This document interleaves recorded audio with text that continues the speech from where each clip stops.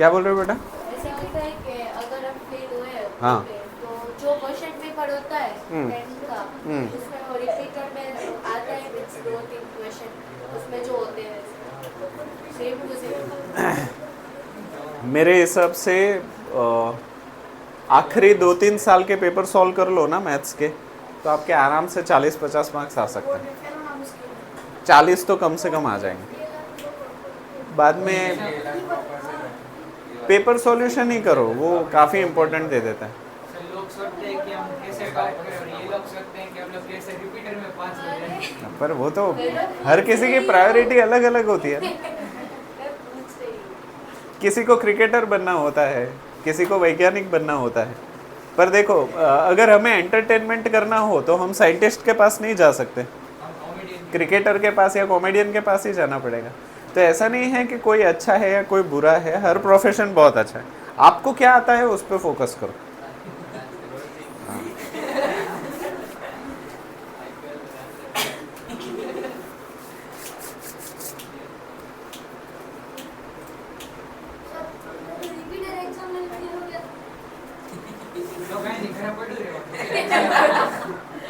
तो और एक एग्ज़ाम है एक्सटर्नल बोर्ड एग्ज़ाम,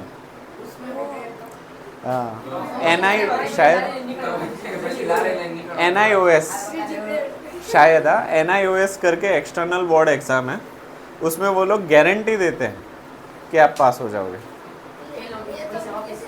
हाँ हाँ, वो मतलब वो बस आपके आत्मा की शांति के लिए है कि आपने 10वीं पास की। उसकी क्वालिटी उतनी ज़्यादा कुछ होती नहीं। रब कर दो ये 2000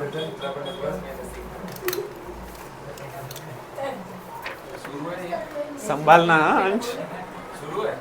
हाँ रब कर दो ना, कोई बाकी नहीं है ना।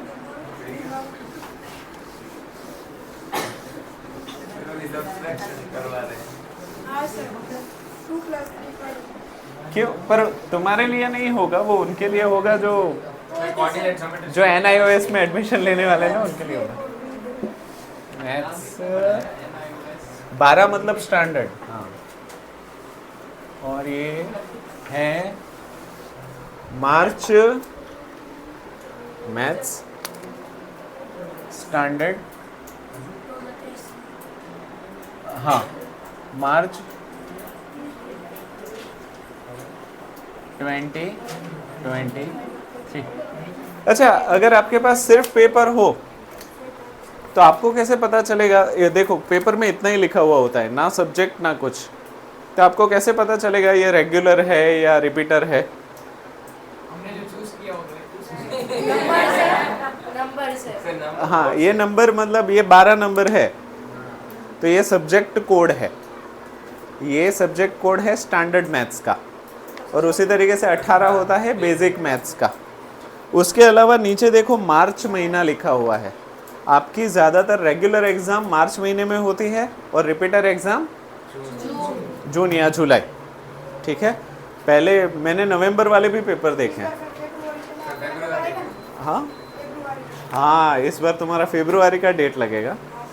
उसी तरीके से CBSE का भी अलग है, उसका पूरा कोड होता है। फरवरी में शुरू हो रहा है 27 एंडिंग में है फरवरी। हाँ, एक दिन बचा है।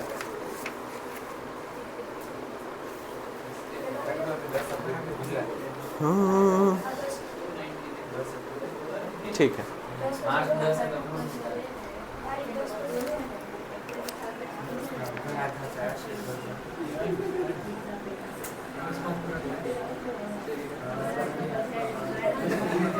If a sphere of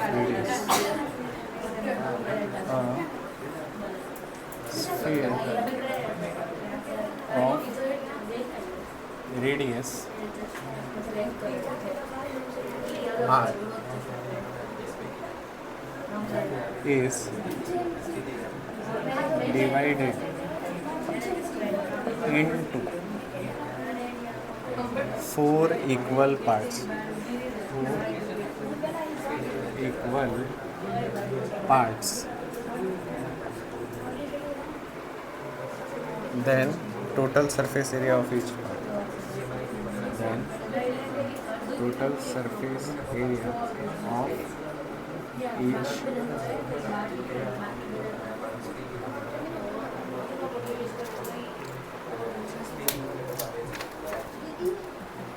अभी मैंने आपको वो रूल नहीं बताया था कि 1 मार्क के क्वेश्चन के लिए आप पेन मत उठाइए, ठीक है? उस रूल को थोड़ा सा तोड़ना पड़ेगा क्योंकि ये सवाल ना 1 मार्क की कैटेगरी में है बट हॉट है। हॉट मतलब गर्म नहीं है, हाँ, higher order thinking skills, HOTS, hots.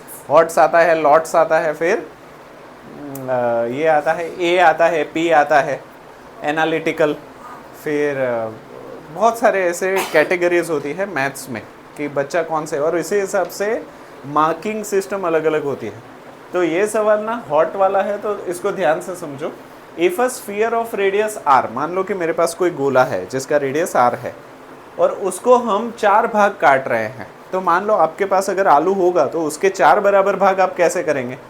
पहले एक आलू को 2 बराबर भागों में करेंगे, बाद में उसको 90 डिग्री घुमा लेंगे और फिर से चाकू मारेंगे तो 4 हिस्से हो जाएंगे। तो अगर मेरे पास अगर एक ऐसा स्फीयर है,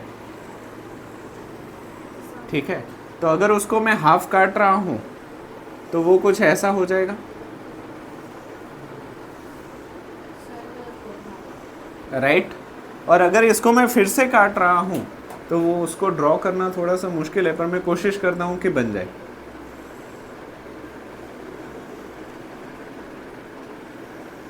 कुछ ऐसा बनेगा? इमेजिन कर पा रहे हो कि नहीं कर पा रहे हो? 4th पीस, वरना मैं आलू लेके आऊं, काट के दिखाऊं। समझ दिख पा रहा है कि नहीं दिख पा रहा है? ठीक है, तो अभी थोड़ा इसको और मैं डिटेलिंग देने की कोशिश करता हूं। अब अभी भी नहीं, थोड़ा चलो और डिटेल दे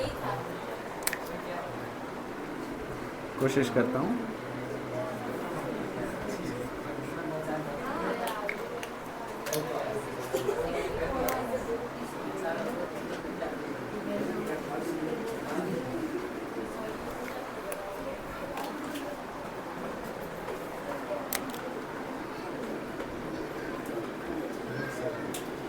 हो पा रहा है इमेजिन कि नहीं हो पा रहा? सर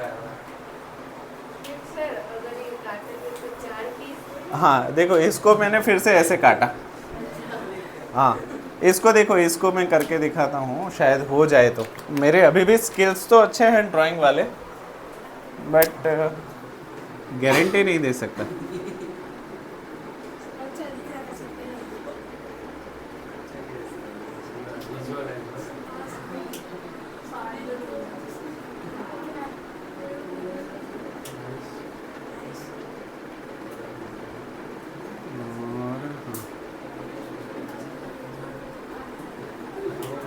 अब हाँ, थैंक गॉड। चलो, तो ऐसे वो चौथा भाग है। अभी तुम मुझे बताओ, इसका हमें टोटल सरफेस एरिया ढूंढने के लिए बोला है। क्या ढूंढने के लिए बोला है? Total surface area. अभी टोटल सरफेस एरिया अगर इसका या इसका हमें ढूंढना है, तो मुझे सबसे पहले ये बताओ कि अगर पूरे स्फीयर का चौथा भाग हम कर दे, क्वार्टर पार्ट कर दे, तो कर्व्ड सरफेस एरिया कितना हो जाएगा? समझे कि नहीं समझे? ये पूरा स्फीयर था, राइट? इस स्फीयर के कितने टुकड़े करने हैं? 4 टुकड़े करने हैं ना। पूरे स्फीयर का कर्व्ड सरफेस एरिया कितना होता है? 4 पाई r स्क्वायर। और अगर उसके हम 4 भाग कर रहे हैं तो एक भाग का कर्व्ड सरफेस एरिया कितना होगा? पाई r स्क्वायर। 4 है, चौथा भाग करेंगे तो 4 pi r square divide by 4, यानी कि ये वाला हिस्सा जो है कर्व्ड वाला, वो curved surface area of 4th part is equals to 1/4 of 4 pi r square हो जाएगा। 4 और 4 कैंसिल हो जाएगा, तो ये कितना हो जाएगा? पाई r स्क्वायर। कौन सा हिस्सा हुआ ये? कर्व्ड। अभी जब हम इसके 4 भाग कर रहे हैं तो 2 भाग ऐसे हैं कि जो फ्लैट है, एक ये वाला, एक ऊपर वाला। मैं आलू लेके आऊं, रुको।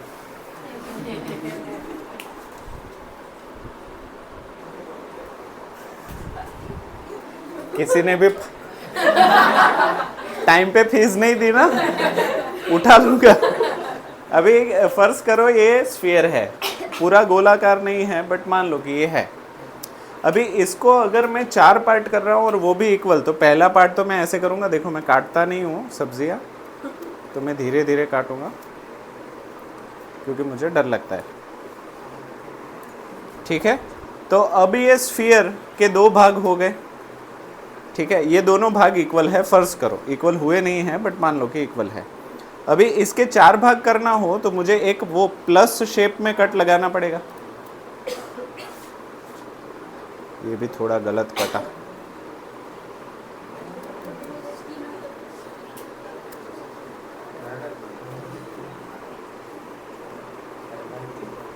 हाँ, अभी देखो इस स्फीयर के 4 हिस्से हो गए, जिसमें से 2 हिस्से ऐसे हो गए और चौथा हिस्सा कुछ ऐसे हो गया। ठीक है, अभी ये जो चौथा हिस्सा है, तुम लोगों ने कभी कच्चे आलू खाए हैं?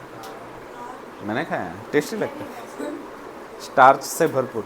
तो अभी ये जो ये वाला हिस्सा है, कर्व्ड हिस्सा, ये पूरे स्फीयर का चौथा भाग था, तो हमने उसका निकाल दिया तो कितना आ गया? Pi r square. तो इतना हमें मिल गया, पर ये फ्लैट हिस्सा और ये फ्लैट हिस्सा तो बाकी है। अभी ये वाला जो फ्लैट हिस्सा है वो सेमी सर्कल नहीं है, और ये वाला भी। ठीक है, 2 सेमी सर्कल मिल के क्या बनाते हैं? एक सर्कल। तो अभी फ्लैट सरफेस एरिया कितना हो जाएगा? देखो कर्व्ड सरफेस एरिया इतना, फ्लैट सरफेस एरिया माने क्या? Is equals to 2 times semicircle, right? Semicircle का एरिया कितना होता है? सेमी सर्कल का एरिया कितना होता है? Pi r square divide by 2। 2 and 2 will get cancel, तो ये कितना हो गया? Pi r square. ये पाई आर स्क्वायर और ये pi r square, curved surface area plus flat surface area is equals to total surface area. तो टसा माने क्या? टसा माने फसा कसा, फसा प्लस कसा। फसा भी पाई आर स्क्वायर है और कसा भी पाई आर स्क्वायर है, तो ये कितना हो गया? Pi r square. अगर इस चीज़ को समझते हो ना तो आपको पेन उठाने की ज़रूरत नहीं है, पर क्योंकि ये आपका पहली बार था और आप लोगों का इमेजिनेशन उतना अच्छा नहीं हो सकता इतनी एज में, और अगर इतना अच्छा इमेजिनेशन है तो समझो आपका दिमाग बहुत अच्छा है। अगर आप चीज़ों को बिना देखे देख पाते हो, समझ रहे हो क्या? बिना देखे देख पाते हो तो आपका इमेजिनेशन हाँ, जैसे कि मैं जब आपकी एज का था तो मुझे वो हीरोइनें दिखाई देती थी जो सच में नहीं दिखाई देती थी। फीस भर देना, कौन बाकी? टाइम पे आ जानी चाहिए।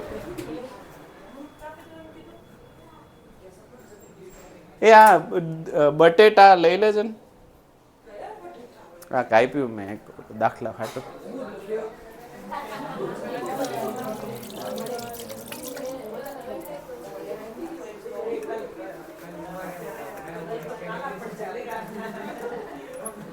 कक बनावी नाख। मैम को रुको, अभी बाद में, पहले प्रॉब्लम। इतनी जल्दी आता है, मैं हर महीने चाकू निकालता फिर तो मेरे को क्या मालूम। तो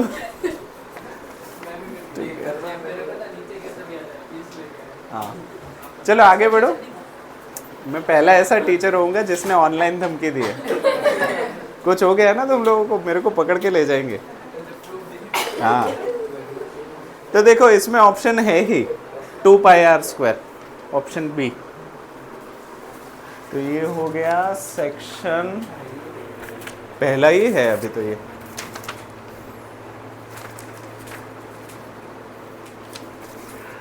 तो सेक्शन ए में इसमें एक ही सवाल है, हर बार 2 होते हैं, इसमें एक ही है।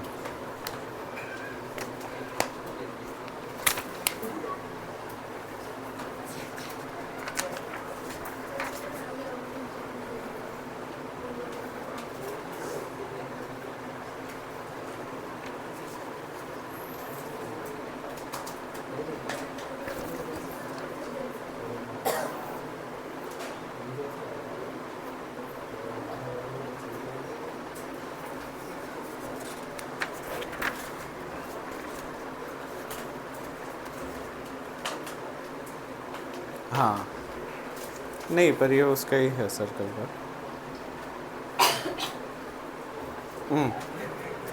32 ये है 3 मार्क का। 32 3 मार्क का सवाल है। होलो hemisphere mounted by a hollow cylinder, the diameter of vessel is in the form of hollow hemisphere mounted by a hollow cylinder। ठीक है।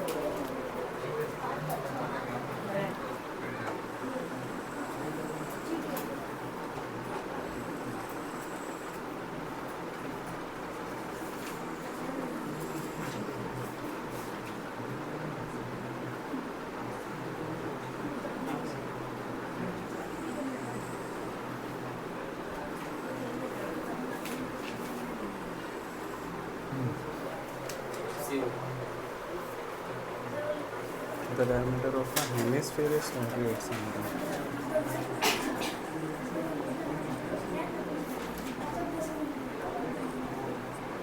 Diameter is total height of the vessel is 96.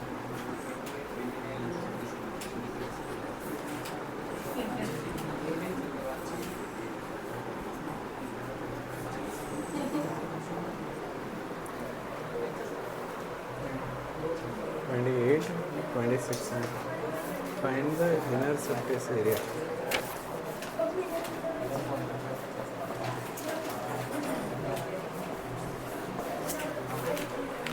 हाँ चलो, ये 3 mark का सवाल है, इसको ध्यान से समझो क्योंकि इसकी फिगर दी गई नहीं है।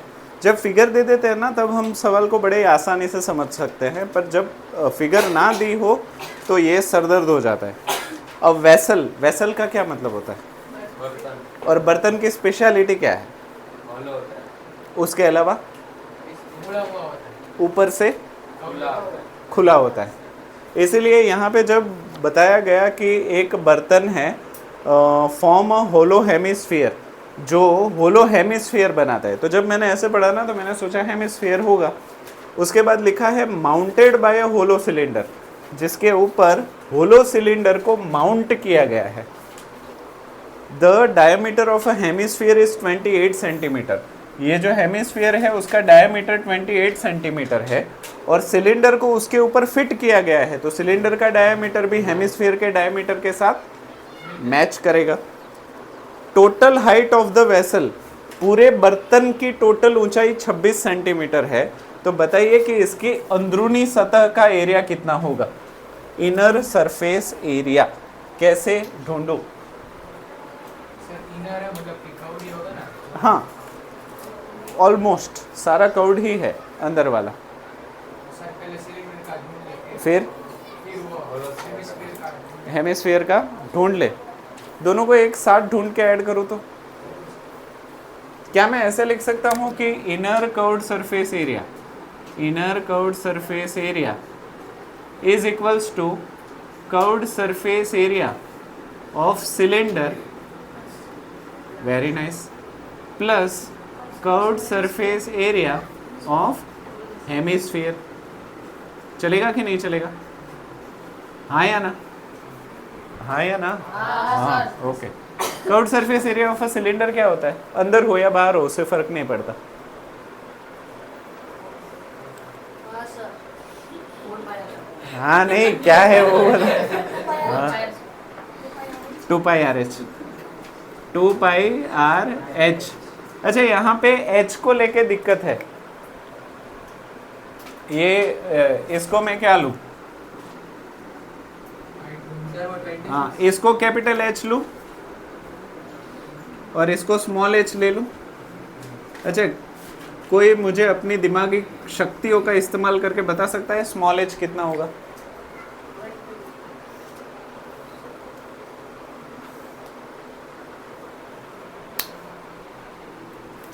क्योंकि हमारे पास सिलेंडर की हाइट तो है ही नहीं, पूरी हाइट है, पूरी हाइट 26 है। रुको मुझे देखने दो। सर 30 आपको देख सकते कितना कितना 18 मुझे ये बताओ कि अगर ये 28 है तो ये कितना होगा? अगर ये डायमीटर 28 है तो ये डायमीटर कितना होगा? अच्छा, अगर ये डायमीटर 28 है तो रेडियस कितना होगा? 14। और अगर ये 14 है तो ये कितना होगा? क्यों 14? क्योंकि वो हेमिस्फीयर है और हेमिस्फीयर पूरा रेडियस से ही बना है। हेमिस्फीयर में कहीं पे भी उंगली टच करोगे तो आप रेडियस पे ही उंगली टच कर रहे हो। तो अगर ये 14 है, ये 26 है, तो ये कितना हो जाएगा? 12। मिल गई आपको हाइट ऑफ अ सिलेंडर। अभी इसको यहाँ पे सब्सटीट्यूट करवाओ, 2 pi r h plus 2 pi r square plus 2 pi r square. ऐसा कुछ है जो दोनों में कॉमन है? 2 पाई आर आर। तो 2 पाई आर को कॉमन अगर मैं निकाल दूं तो बचेगा क्या? H plus r. हाँ या ना? वैल्यू सब्सटीट्यूट करवाओ, 22/7। रेडियस कितना है? 14। ब्रैकेट एच कितना है? Height of a cylinder 12 plus radius कितना है? 14। Bracket close. कुछ कट हो रहा है? 7 2 ज़ा 14 और यहाँ पे 2 इसको ऐसे ही रखता हूँ, लास्ट में कर दूंगा।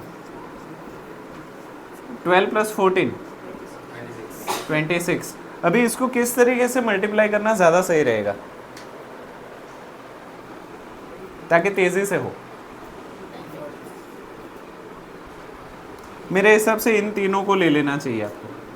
तो ये कितना हो जाएगा? 88 मल्टीप्लाई 26। फटाफट करके बताओ कितना होगा?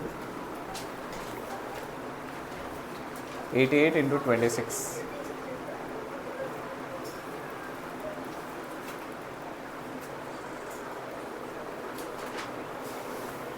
हार मान ली? अभी तो ट्रेन का बुकिंग भी नहीं हुआ।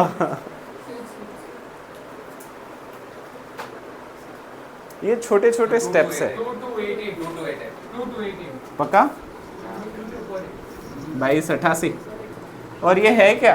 कर्व्ड सरफेस एरिया ना, और सब कुछ सेंटीमीटर में है, तो ये हो गया आपका सेंटीमीटर स्क्वायर, जो कि है आपका। यहाँ तक किसी को कोई आपत्ति? तो लिख लो, पहले ये लिख लो, बाद में वो लिख लो।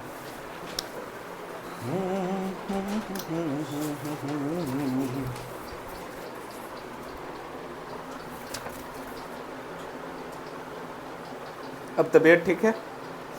कौन सी बीमारी?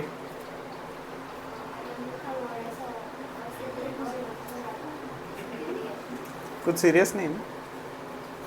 वैकेशन में भी बीमार हो गए थे ना, इसलिए पूछ रहा हूँ। अभी कहीं पे तो मैंने सुना कि बहुत बीमारियां बढ़ रही है। हाँ, कहीं किसी एक जगह पे तो बहुत ज़्यादा, दिवाली के बाद बहुत ज़्यादा बीमारियां बढ़ी है ऐसा।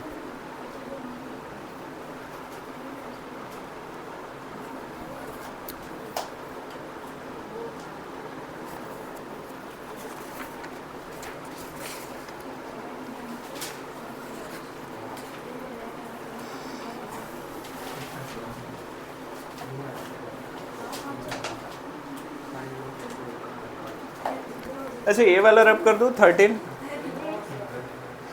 ये याद रखना बस कि ये 1 मार्क का था। 1 और 3 4 मार्क हुए अभी तक तो इसमें। अभी 1 है 4 मार्क्स का, 8 मार्क्स का हुआ टोटल। हाँ, स्टैंडर्ड, और वो भी 2023। अभी देखो, उसमें 12, इसमें 8, बेसिक में 6 पहले, बाद में 4। अब बताओ, ब्लूप्रिंट पे भरोसा करोगे? ऐसा है।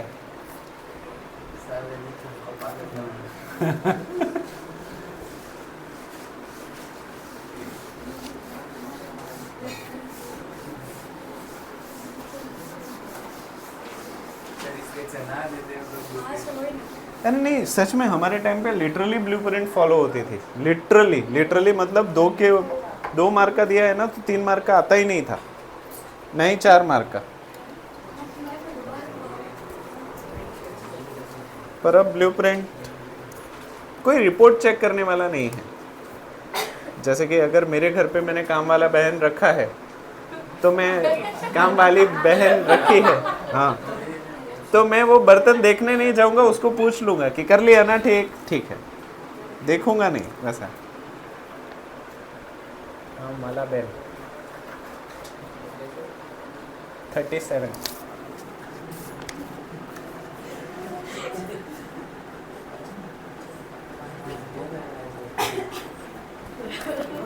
A container shaped like a right circular cylinder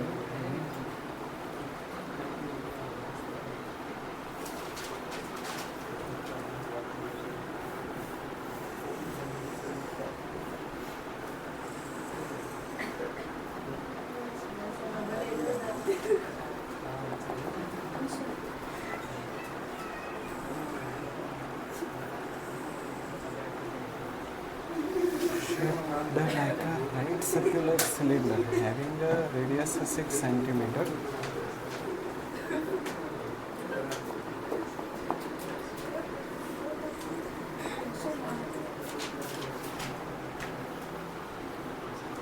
And height 15 हाँ हाँ, तुम्हें याद है? क्या बात है, सॉल्व किए हुए हैं ना ऑलमोस्ट। तो तुम्हारे मुझे नहीं लगता कहीं पे मार्क कटेंगे, सरफेस एरिया वॉल्यूम में कटेंगे।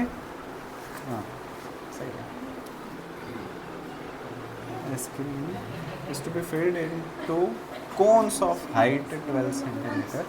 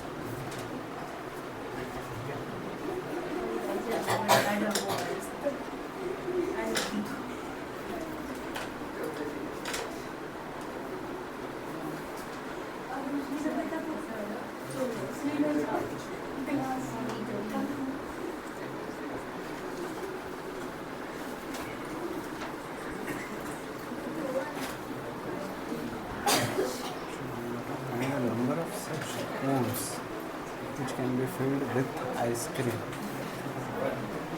ठीक है, ओके, चलिए, बहुत ही अच्छा और दिमाग इस्तेमाल करने वाला प्रॉब्लम है। तो पहले इसको समझ लो, क्या पता शायद आप खुद से कर पाओ। मान लो घर पे मेहमान आ गए और सबका आइसक्रीम खाने का मूड आ गया, तो पापा ने ऐसा एक सिलेंडर मंगवा लिया जिसका रेडियस 6 सेंटीमीटर था, यानी कि डायामीटर 12 सेंटीमीटर और उसकी ऊंचाई 15 सेंटीमीटर। 15 सेंटीमीटर मतलब तकरीबन इतना डब्बा और इतना चौड़ा, ऐसा। पर हमारे आइसक्रीम क्यूबॉइड शेप में आते हैं, पर ये आइसक्रीम का डब्बा जो है वो सिलेंडर शेप में है, ऐसा इमेजिन करो। अभी इतने डब्बे से पापा साथ में कोन भी लेके आए हैं। अभी ये जो कोन लाए हैं पापा, उसका रेडियस 3 सेंटीमीटर का है और उस कोन की ऊंचाई 12 सेंटीमीटर है। कितनी है? एक मिनट, ये 12 टोटल है या वो मैं देख लेता हूँ।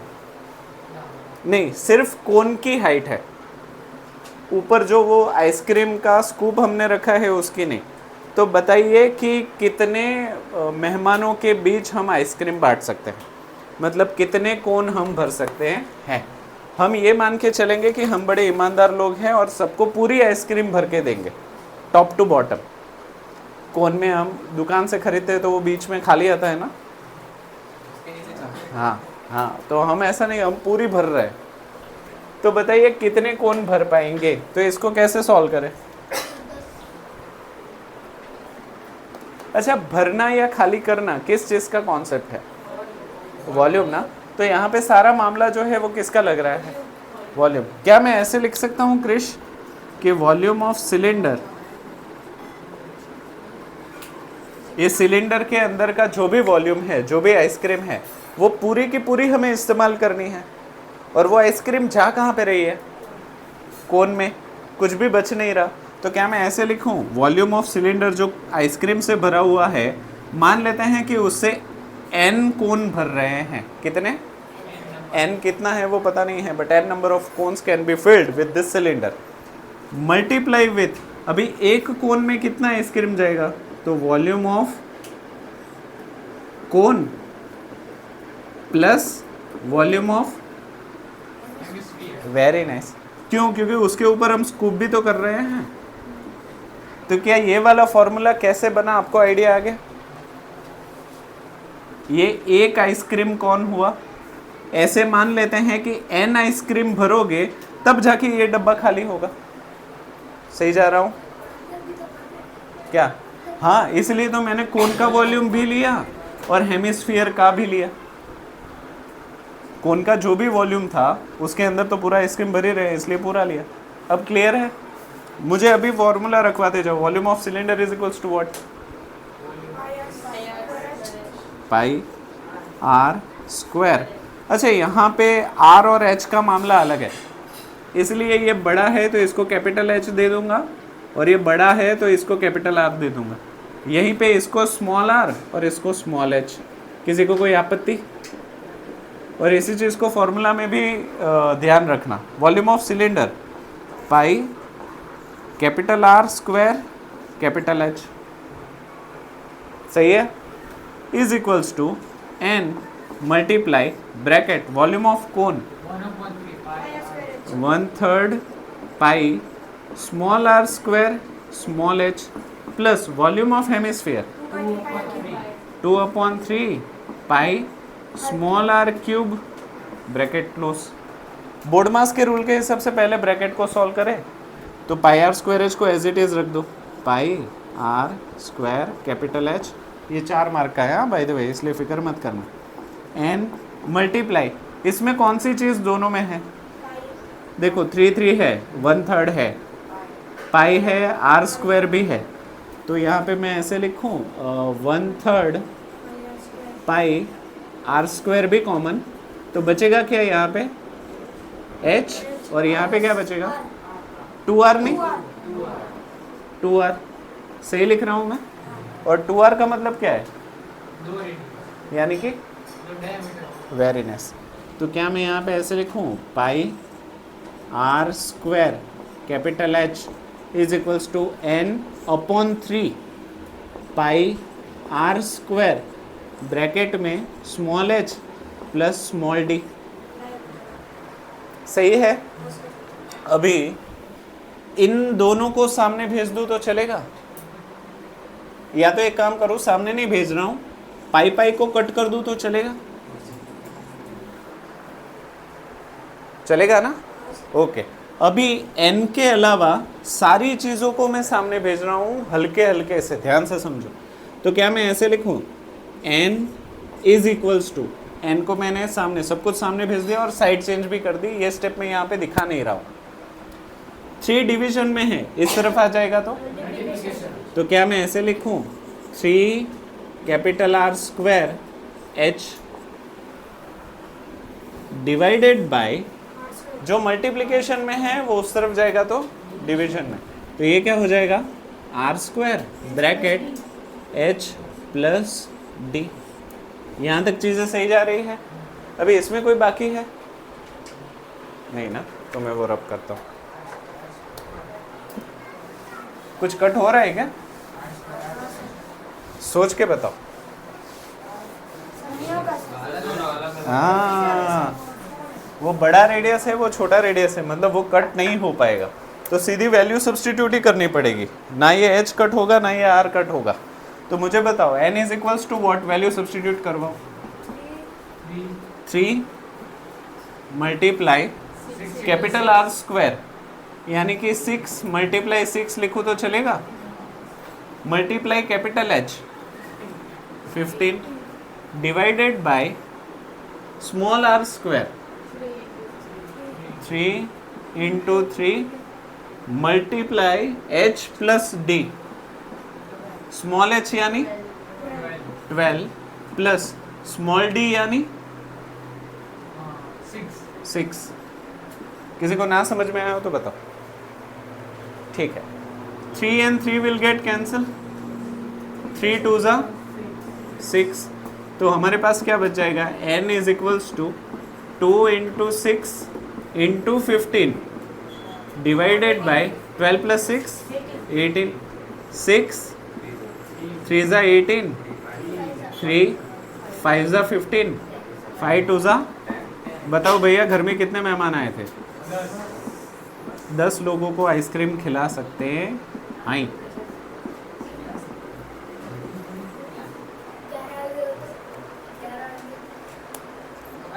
11 वाला बैठेगा और क्या? देखेगा। हाँ देखेगा, वो लाल टपकाएगा और क्या। अब समझ में आ गया। चलो इसी से रिलेटेड अभी लिखना शुरू मत करना, कुछ कॉमन क्वेश्चन में पूछता हूँ। मैक्सिमम वॉल्यूम अगर आइसक्रीम में चाहिए, मैक्सिमम वॉल्यूम अगर आइसक्रीम में चाहिए तो आइसक्रीम का डब्बा कैसा रखना चाहिए? हाँ स्फेरिकल, स्फीयर, स्फीयर शेप डब्बे में मैक्सिमम आइसक्रीम आप भर सकते हो, मैक्सिमम। अच्छा तो स्फीयर शेप में भर सकते हैं, तो स्फीयर शेप के डब्बे मार्केट में अवेलेबल क्यों नहीं है? प्रॉफिट नहीं होगा।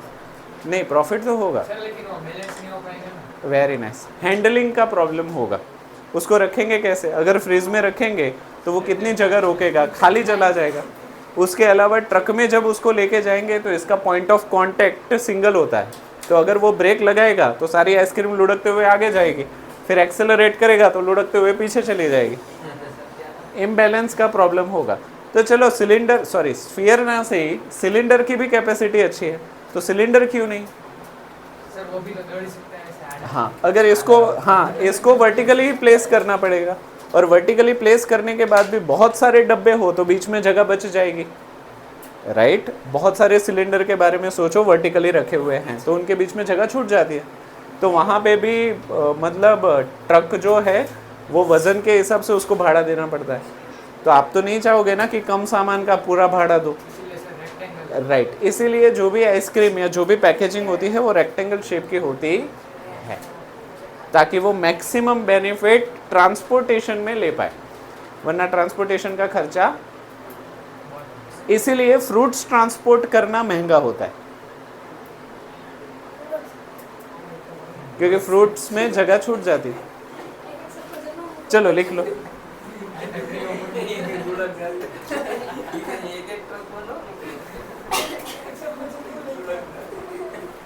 हाँ तो ये स्टैंडर्ड का टोटल कितना वेटेज हो गया? 1 मार्क था, फिर यहाँ पे 3 मार्क का था, और 4, टोटल 8 मार्क्स का वेटेज है इसका, 8 मार्क। अभी मैं वो ले रहा हूँ दूसरा।